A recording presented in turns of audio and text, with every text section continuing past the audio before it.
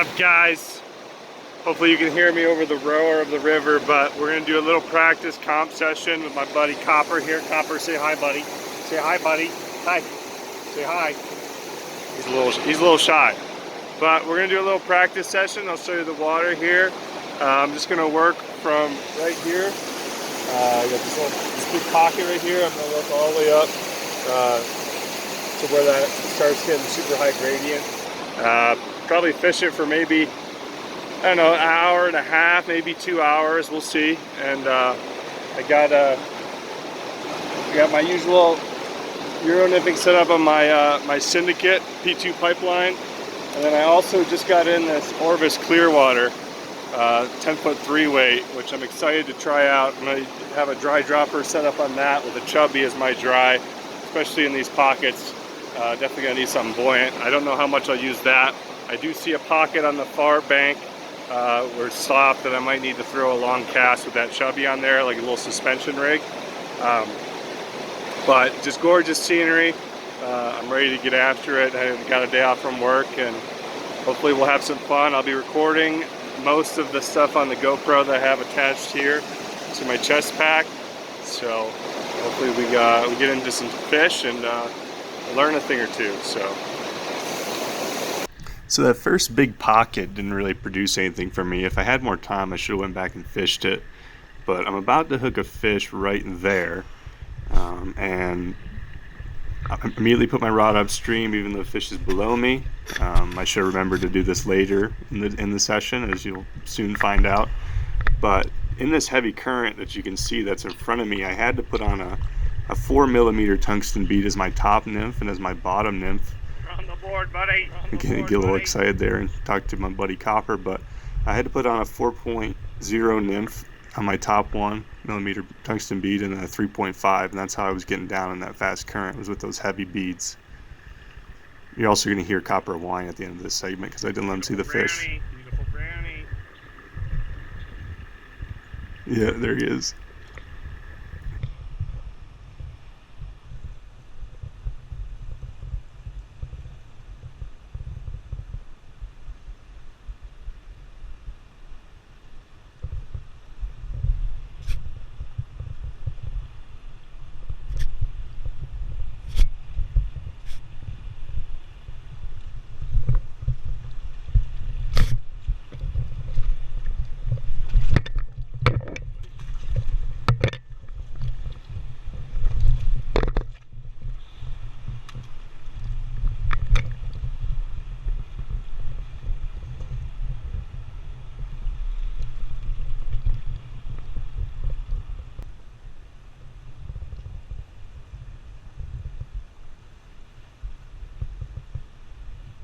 So the cast you just saw, I stopped right here.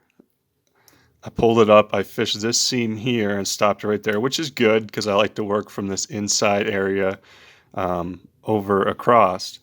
But the thing is my next cast actually was over here. And then I swung it down this way as you see me drop my rod tip. And from the fish that we saw, that fish was actually holding in here.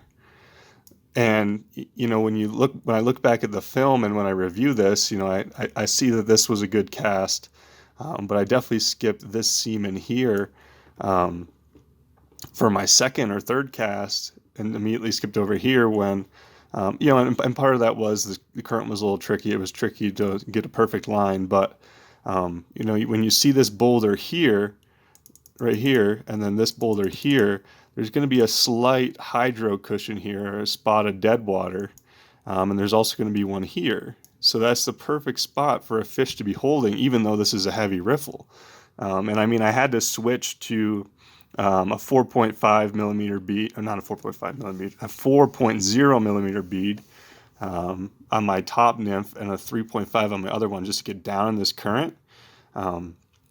But even in heavy areas like this, and I caught that first fish, I believe, came from over here. There's another, you know, there's this pocket that comes down this way, and that first fish was holding here, and the second one's right here.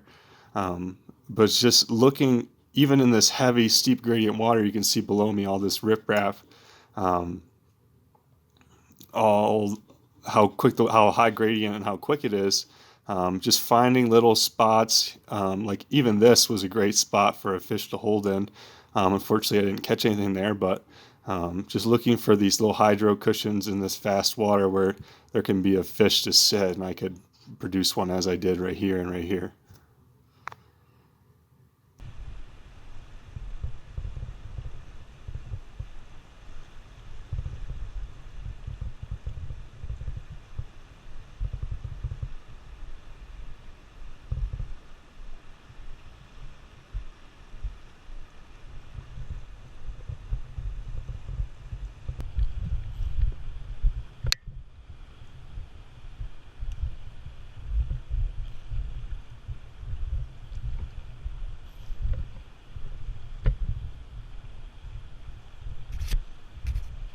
Oh, I missed him. So you can see here that I clearly made a mistake. This right here is the rise of a fish that I just missed. And when you see my first cast, I'm throwing a dry dropper rig with a chubby up here into this kind of slack pocket that you see here and drifting it down. And if you saw the cast before, I actually lifted the fly about right here. And that there's a rock here where this splash is. And that fish must have been sitting on this hydro pocket on the front. And so I actually missed this fish, not because I just missed the set. I didn't actually set on the fish. I was trying to lift my fly right here. Instead of letting it drift through, I was trying to lift it up, and I actually ripped it up. And then the fish went after it. And of course, I didn't hook it because my fly was already out of the water when he went after it. So just a little lesson in patience to, make that cast drift all the way through. My fly's probably going to sink under here, but that's okay because at least I've covered this section here. And if there's a fish there, like there was, I actually gave it an opportunity to eat it.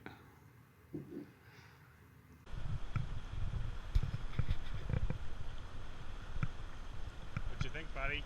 Hey. So right here, I'm about to hook a fish, and watch what I immediately do when I hook it.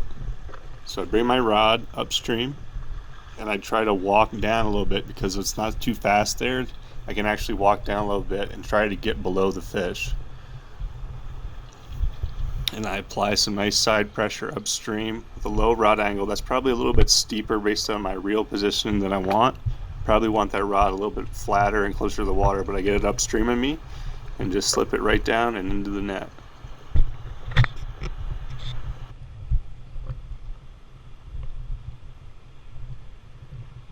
we go. What do you think, Copper? What do you think, buddy? Huh?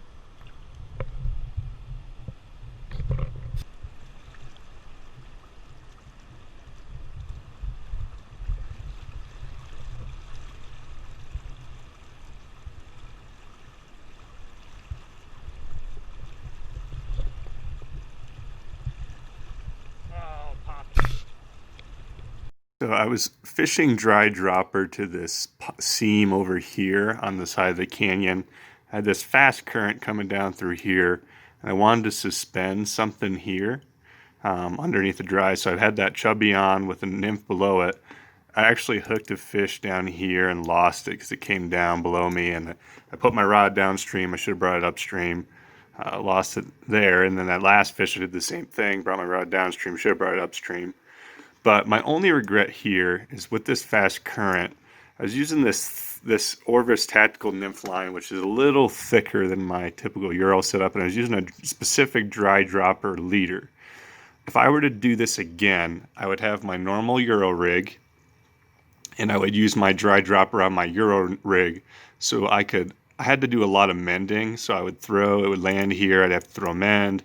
It would float on here, I'd have to throw another mend. It would flow here, I'd have to throw another mend. It would flow here, and I'd have to throw another mend, just because this line's thicker and was starting to pull those flies. So if I would have done it differently, if I would have done it with a Euro rig, I would have just thrown it up here and just held my rod high and had no drag and just let that Euro line. Well, it would have been my leader, just my leader and my sighter. I would have just held up here off the water and just let that fly drift down in this slow current. Because I hooked a fish in here, and I hooked that other one back here, but I could have gotten even more up here. My guess is there's probably more than just those 2 fish sitting on this other side. So I really missed out because I limited myself with that rig. I should have switched over to the Euro rig, put the dry dropper on that, and just done a little bit better, I think. Guys, I hope you enjoyed this video. I hope you learned something. If you did, please leave a thumbs up, subscribe, all that jazz. If you have any questions, concerns, comments, please put those below. I'd be happy to answer any of those and answer any questions.